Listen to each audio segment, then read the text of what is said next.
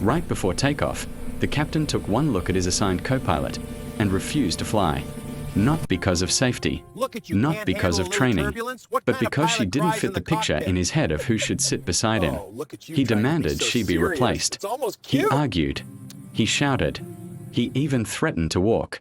In the soft hum of the airport briefing room, something shifted the moment Captain Royce walked in. He stopped mid-stride, his gaze locking onto the young black woman calmly reviewing flight charts at the center table. She looked up, offered a polite nod, and instead of returning it, he stiffened as if someone had challenged his authority. His expression hardened, his jaw clenched. Then he said something that pulled all the oxygen out of the room. He refused to fly with her. No explanation. Rooted in safety, no concern about the aircraft, just a blunt dismissal coded in thinly veiled contempt. Crew members froze, unsure whether they should interrupt or pretend they hadn't heard what everyone clearly heard. The co-pilot didn't react with shock or anger. Instead, she lifted her eyes and asked, calm and steady, "Is there a reason you feel that way?"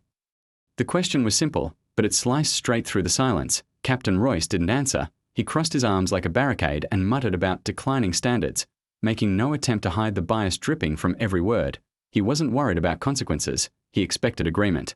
Passengers were already boarding, unaware that their flight was being delayed because the captain refused to sit beside a woman he had judged without knowing a single thing about her qualifications. And she had qualifications, impressive ones, years of experience, spotless evaluations, and certifications that easily matched his, yet none of it mattered to him. What unsettled the crew wasn't just his prejudice but his confidence that no one would question it. Through all of this, the co-pilot remained still, not passive, controlled. She closed her manual with a quiet, deliberate motion and said, "If you're going to make this choice, at least be honest with yourself about the reason." Her composure didn't just surprise the room, it unsettled it. It created a crack in the narrative he was trying to build. Who was she? Why wasn't she intimidated? And what exactly was she holding back? Those questions started spreading through the crew like sparks, igniting a curiosity none of them could shake. Something wasn't adding up, and the captain had no idea just how wrong his assumptions were.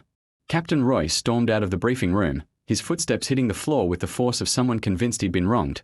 The crew remained inside for a moment, exchanging stunned glances, unsure whether they should go after him or stay near the co-pilot who had barely moved. She sat quietly, turning a page in her notes with the same steady composure she'd shown from the beginning. Her calmness wasn't passive, it was controlled, deliberate, almost strategic. And that was what unsettled everyone watching.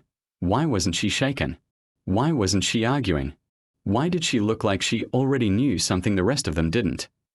Down the hallway, Royce paced near the gate counter, complaining loudly to two flight attendants who stood stiffly, caught between professionalism and discomfort.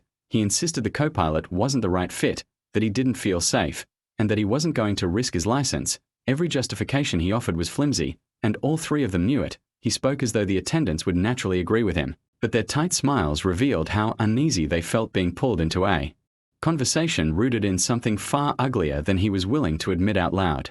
In the boarding area, passengers were starting to notice the delay. Frustration simmered. Some approached the counter with questions, others sighed dramatically, checking their watches or mumbling about missed appointments. Amid the growing impatience, the co-pilot finally stood and walked toward the gate. Her posture was steady, her stride unhurried. She greeted the gate agent, asked for an update, and took note of how the delay was affecting customers. She looked like someone who had been in far more stressful situations than this.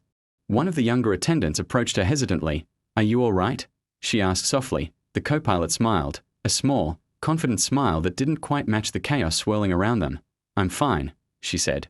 "This situation isn't about me." The attendant frowned, glancing toward Royce, who was still ranting. "It feels like it is." The co-pilot shook her head. "It's about his beliefs, not my abilities." That answer stayed with the attendant, settling uncomfortably in her thoughts. Royce, still pacing, pulled out his phone and called the shift supervisor. "I need another co-pilot, and I need one now," he snapped. Anyone but her. Several crew members overheard, their expressions darkening with disbelief. They had flown with this co-pilot before. They respected her competence and professionalism. The fact that the captain refused to even sit beside her made the situation feel less like a disagreement and more like a revelation of who he truly was. By the time the supervisor arrived, the atmosphere at the gate felt tight, stretched thin by tension and unspoken judgments. He approached the co-pilot first. "Can you tell me what happened?" She explained everything calmly, leaving out anything unnecessary, never once raising her voice or letting frustration slip in. Her clarity only made the supervisor more concerned. When she finished, he nodded slowly. "I'll handle it." But she responded with a surprising request. Please speak with him first. He might reflect if someone gives him the chance.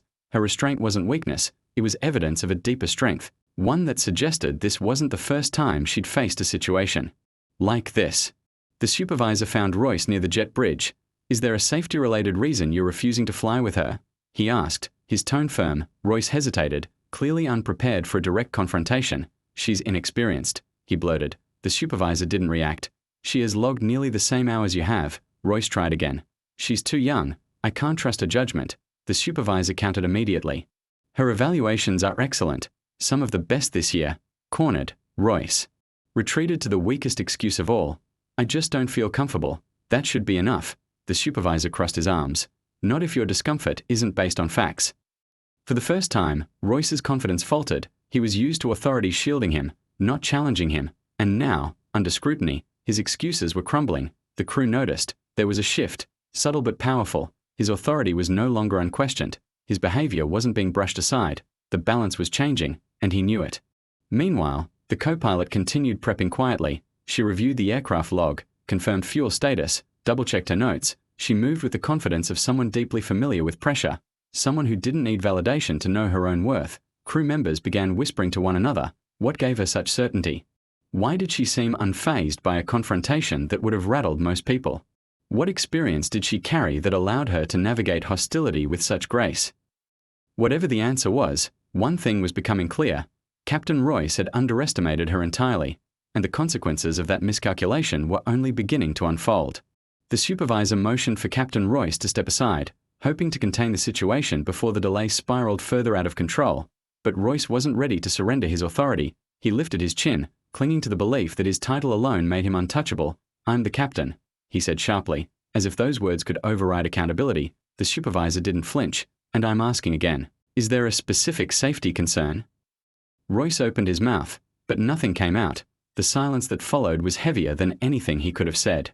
Passengers were restless. A few were recording clips on the phones, sensing something unusual happening behind the scenes. Flight attendants whispered nervously. The tension clung to the air like static. Through all of it, the co-pilot stood near the gate, poised and unshaken. She didn't attempt to defend herself. She didn't match Royce's aggression. She simply stood in quiet confidence, radiating a composure that made everyone wonder how she stayed so calm while someone questioned her worth so loudly. Finally, the supervisor addressed Royce with a firmness that cut through the chaos. If you have no safety-based objection, your refusal is unprofessional and unacceptable. Royce exhaled sharply. Unacceptable? You're siding with her. The supervisor shook his head. I'm siding with procedure and the passengers waiting to leave. The crew shifted uncomfortably. Royce's attempt to paint himself as the victim was falling apart, and he knew it. His frustration exploded. She's not capable. I've flown longer than she's been alive, he barked. The co-pilot heard him but didn't react. To her, his words weren't a reflection of her skills but a reflection of his fear. Fear of someone who didn't fit his narrow mold of who belonged beside him. The supervisor finally snapped. Enough. Seniority isn't a license to disrespect a qualified aviator. Royce's face reddened. You don't understand what I'm dealing with. The supervisor stepped closer. Then explain it. What exactly are you dealing with? Royce froze. If he answered honestly, the truth about his prejudice would be undeniable. If he lied, it would fall apart just as quickly. His silence became his confession.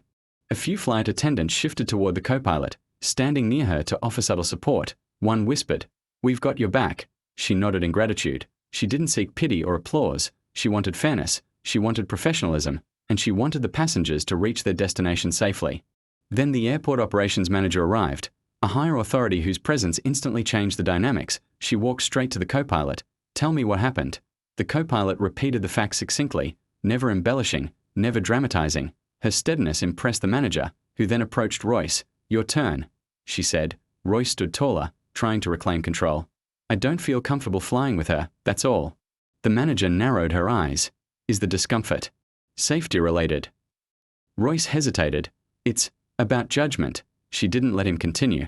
Are you saying she's unqualified? Royce swallowed. I don't know her record. The manager's expression hardened. You refused to fly with someone whose qualifications you didn't even review. Whispers spread among the crew. This wasn't just unprofessional. It was reckless. The manager turned back to the co-pilot. Do you feel prepared to operate this aircraft today?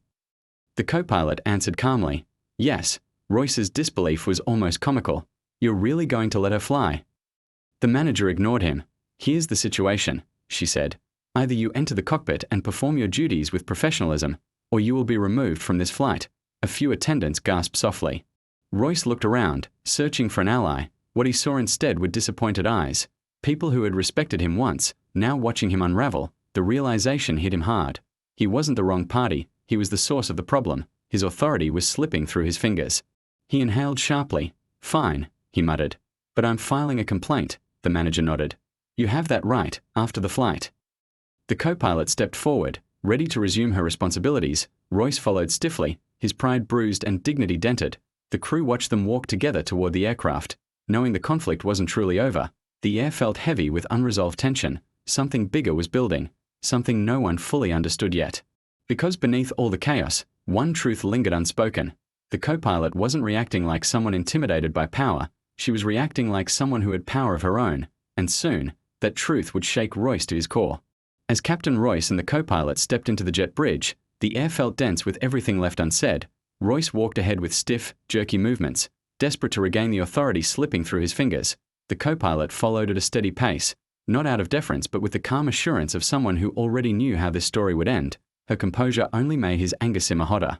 Inside the cockpit, Royce tossed his bag onto his seat with an irritated thud. "Let's just finish this," he muttered, refusing to look in her direction. The co-pilot placed a bag gently beside her chair and began her pre-flight checks. Her calm discipline contrasted sharply with his frustration. Each controlled movement irritated him more. When she corrected a missed checklist step, a small oversight he rarely made, his patience snapped. "Don't correct me," he barked. She paused and looked at him directly. "I corrected the checklist," she said softly. "Not you." The distinction cut deeper than he expected, leaving him momentarily speechless. A knock on the cockpit door broke the tension. The operations manager entered and closed the door behind her, signaling the gravity of her visit. "Before you depart," she said. "I need to verify something," Royce groaned. "We've already covered everything." She ignored him and turned to the co-pilot. "May I see your credentials again?" For documentation. Without hesitation, the co-pilot handed over her license, company ID, and certifications. The manager reviewed them carefully, until her eyes froze on one detail. "Montgomery," she murmured. "You're the Montgomery." The co-pilot tilted her head. "Yes," Royce frowned. "What Montgomery?" The manager exhaled. "The aircraft registration lists the owner as Montgomery." Royce blinked rapidly. "And?" The manager turned toward him.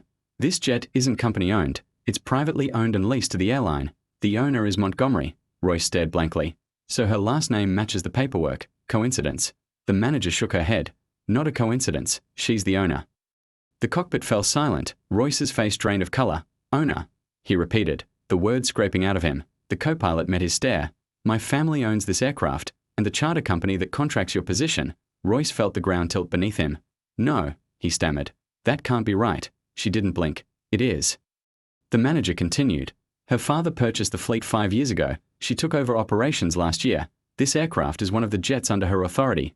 Royce stared at her ID again, really seeing it for the first time. His breath hitched. Every assumption he'd made, every insult he'd thrown, every ounce of disrespect he'd shown now circled back with brutal clarity. "Why didn't you tell me?" he asked, grasping for anything that would soften the blow. Her expression remained calm. "Because my ownership shouldn't change how you treat me. My credentials should have been enough." Her words didn't accuse him, they exposed him. He sank slowly into his seat, the weight of humiliation settling over him. The co-pilot wasn't just qualified, she wasn't just capable, she had more authority than anyone in that cockpit. The hierarchy he clung to so tightly had flipped in a single, undeniable moment. The manager spoke firmly. "Captain Royce, due to your conduct, you will be relieved of duty pending a full review." He swallowed hard. He didn't argue, he didn't shout, his arrogance had evaporated, leaving only the hollow remains of his pride. The co-pilot's voice softened. "I never wanted this outcome, but respect is essential, especially in the cockpit." There was no triumph in her tone, just truth, truth he could no longer dodge. The manager opened the cockpit door. "A replacement pilot is on the way." Royce flinched, the final confirmation hitting him like a physical blow.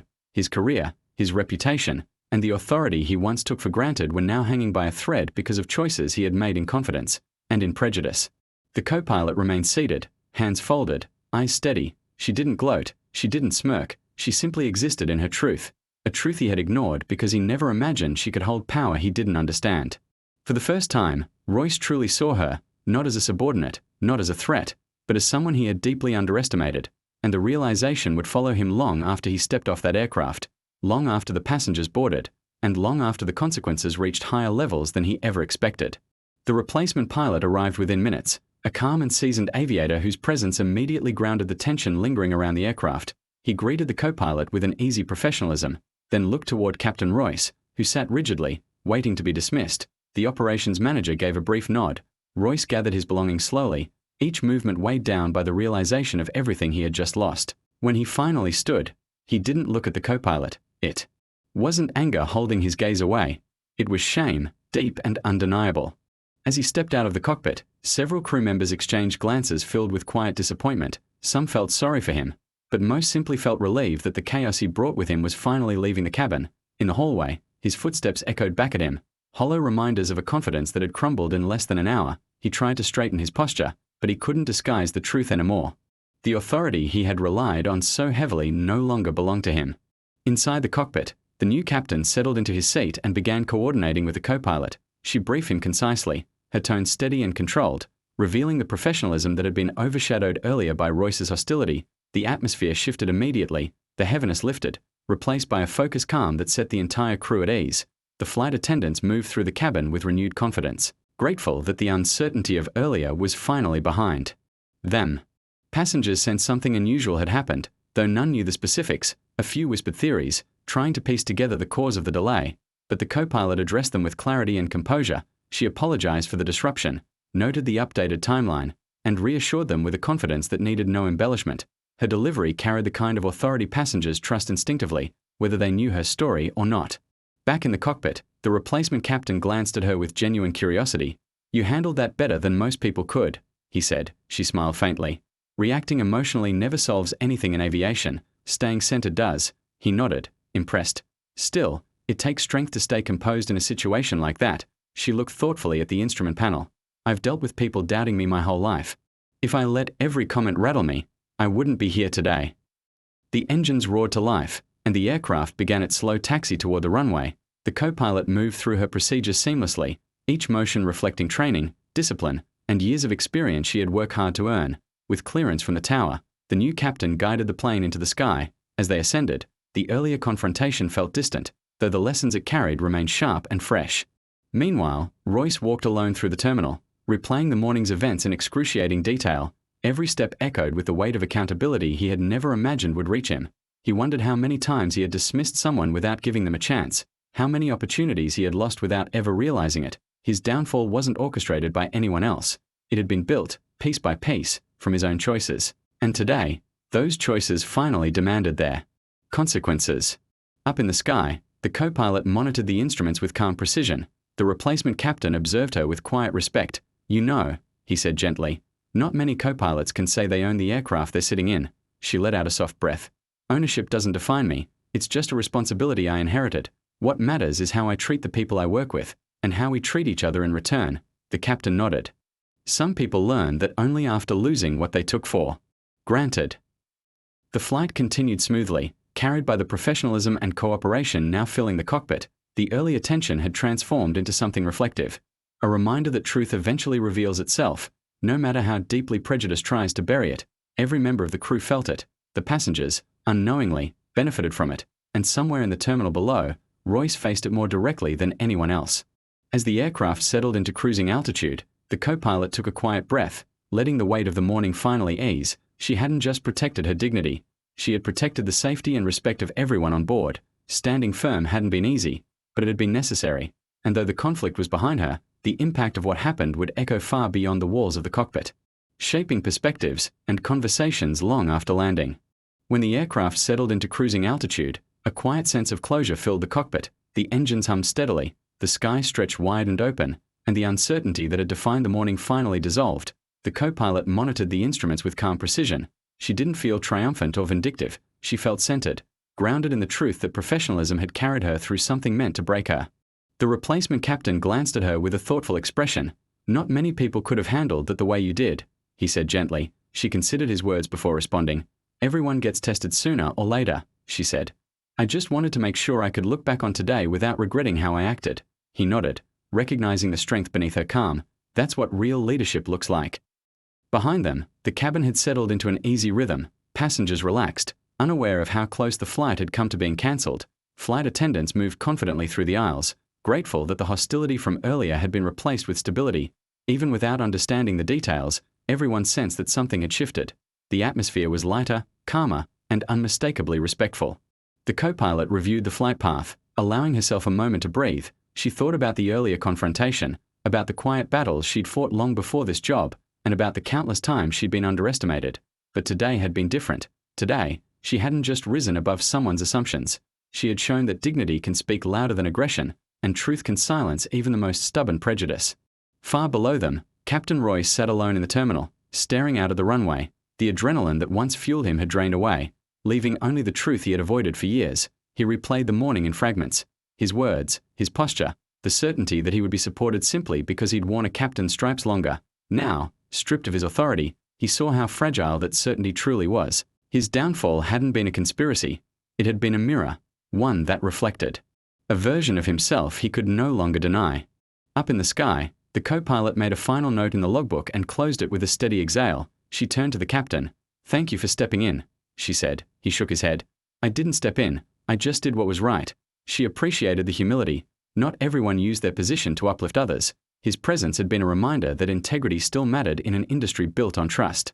As the flight continued smoothly, she let the day settle into perspective. She didn't need Royce's apology. She didn't need praise. She simply needed to know that she had stayed true to herself. The truth had revealed itself at the right time, and that was enough. Looking out the window at the endless horizon, she felt a quiet sense of hope. Hope that the moment she faced today might pave the way for someone else tomorrow. When the aircraft began its descent, she addressed the passengers with warmth and calm, her voice carrying the confidence she'd earned through resilience. The landing was smooth, steady, and symbolic, proof that a storm could pass without shaking the person at the center of it. As the aircraft taxied to the gate, she felt ready for whatever came next, confident, centered, unshaken. Today had been more than a flight. It had been a reminder that respect isn't optional, dignity isn't negotiable, and truth always finds its way to the surface. If you want more stories like this, stories of courage, integrity, and justice, make sure to subscribe and like the video. This journey is only just beginning.